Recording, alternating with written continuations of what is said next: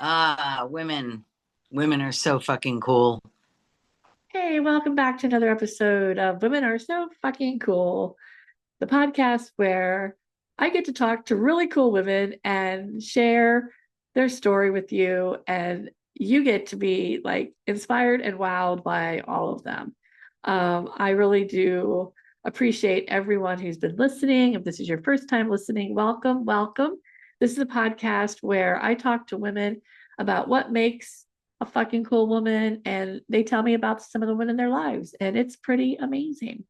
I'm doing this as a podcast right now, but I am definitely turning this into a documentary. And today's episode features Christine Larkin. I knew her as Christine Skylark because when I was in New York City, how we met at a brunch, she was a singer as well as a writer and much voiceover artist. She's a multi-talented woman. And we talked, and it was just so nice to have the catch-up call because we hadn't talked to each other in over 20 years. But also, it just inspires me so much to hear people talk about how important and how valuable it is to be kind to each other. Just to be kind. Kindness really is such a valuable asset, tool, act. It's just kindness. And I think that is truly what makes an FCW. One of their attributes is being kind to themselves and each other. So here's the conversation that I had with Christine. We are back again. I get to talk to another fucking cool woman that I knew when I lived in New York City, and it's been a lot of fun reminiscing. But now we get to talk about the good stuff. So, hey, Christine. Hi, Joanne. It's so good Hey. to meet you. Yeah.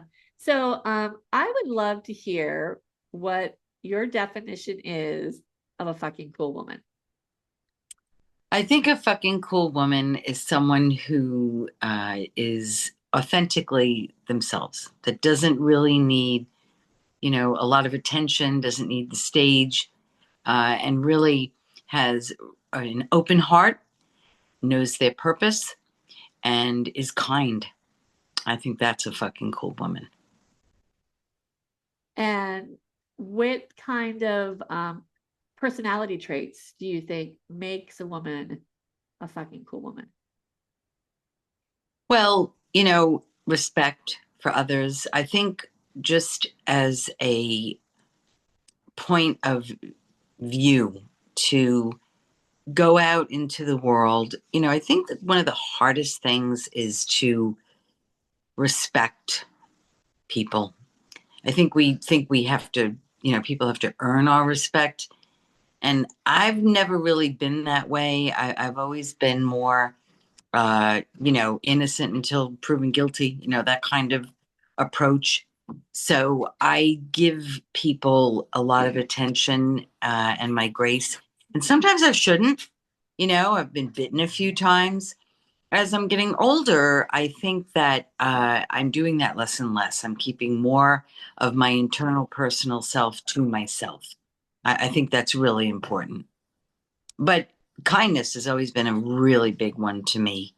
And when I catch myself being unkind, I stop myself and I say, "That wasn't nice, Chris." But it's not often, I have to say. It's a big one for me. So kindness. I think I would agree with you. I think kindness really is a really important one because I always say being nice just to be nice is the nicest feeling of all.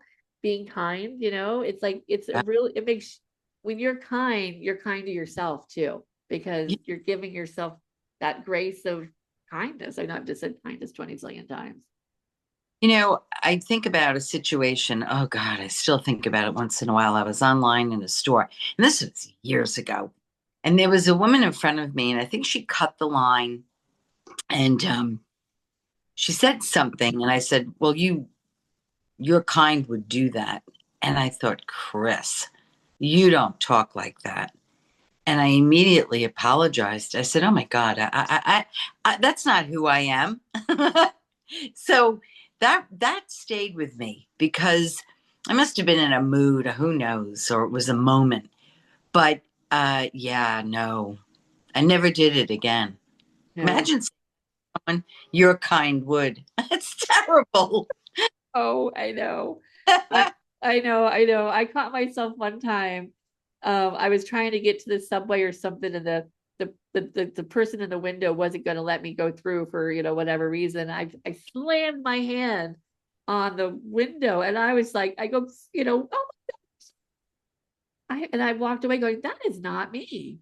No, Yeah. not I, I mean, I am so sorry that I did that, because that is not me. And I never did that ever again either. So, and this is important to recognize too. We may be fucking cool women, but we're not fucking perfect. We're not. But what makes us cool is we recognize and we acknowledge our mistakes. And and if there are consequences to things that we've done, we take care of what we can to rectify the situation, because things Well, are going to happen. yeah, and that's, emotional intelligence. I mean, there are people who are arrogant. I cannot tell you how many times I read in our local paper someone hit someone with their car, accidentally, but they leave the scene of the accident. That seems to be the norm now. That is terrifying to me. So we have to have accountability. That's something that we've got to get back. Yeah, definitely. And the way we have accountability is that we have accountability, and we just connect with more and more people who can help us stay accountable, which is what we do, right? Um, Yep. this this question popped into my head, and it's the one that I didn't tell you about, so we'll see where it goes. But I'd like to hear, when do you think you realized that you were a fucking cool woman? Oh, wow. It's funny because I was just thinking about this recently about living in the city. When you're in New York City, or I imagine any big cosmopolitan city, you walk differently. You kind of strut. It's like you really have to find your little comfort zone when you're on the streets of a big city. And once you do, you own it. And I love that feeling. And I kind of miss that feeling because living in the suburbs, there isn't a lot of really cool energy in the suburbs at all. I mean, I live in an area where it's really a beach life. And when I was younger, this was an extension of the beach. I live near Fire Island. I don't know if you've ever heard of Fire Island, but it's almost like Tybee. It's like a barrier beach. It's a community with no cars. It's really wonderful. So that's the lifestyle out here. It is getting a little better with culture, but there's nothing like when you step into a big city. So I think I always felt cool because I was raised by parents who were very open minded, and they were cool, and they were interested in the creative and performing arts. And I was raised on that. They loved architecture and innovation. And so we went to all these things. We went to the horse races in Saratoga. We went and watched the Blue Angels take off and do their air shows. We went into New York City. I mean, they were from the city. So I was exposed to everything, literally. My parents were very open minded. So that was cool to me. Yeah, I think that's really true. Well, I was thinking, your parents kind of raised fucking cool women, because you and Did. your sisters, that you have such a great relationship with each other now too. Oh, we bicker. Woo, do we bicker, man? But we get over it. It's never been where we stop talking to each other. Never. We are just we're all very driven and creative in our own way and have interesting pursuits in life. And so I think on some level we compete, but not really because we weren't raised that way either. But we certainly compete for attention. It can be exhausting.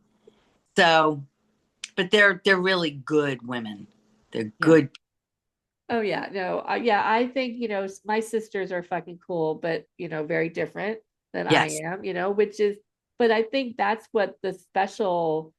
why I like it, because they're the ones that really know us, Yeah. like we have that family, that there's that safe, but then we have the beauty of knowing the sisters that we meet in our life, the chosen sisters, you know? And how many women, fucking cool women, have we met that are just awesome? Oh, yeah. And look at you and I. How many years now? It's like 20 years. Uh-huh. It's pretty incredible. And where have those years gone, right? I Woo! know. I know. And who and was it Marjorie that brought you to? Yeah. Yeah. No, I wrote that down. Let me look at my note a minute because I think, what did I wrote that I believe she introduced me. Uh, yeah, Marjorie Ocho Coons, who I love, introduced me to FCW. We met at the Sirius XM voiceover audition. It was our first voiceover audition, each of us, and we met on the line. That's how we met. In the line. That's so amazing. Oh, Yep, I love it. I just saw a Facebook post the other day about somebody talking about meeting someone in a bathroom line. And now they're having drinks together like years later. that's where we met.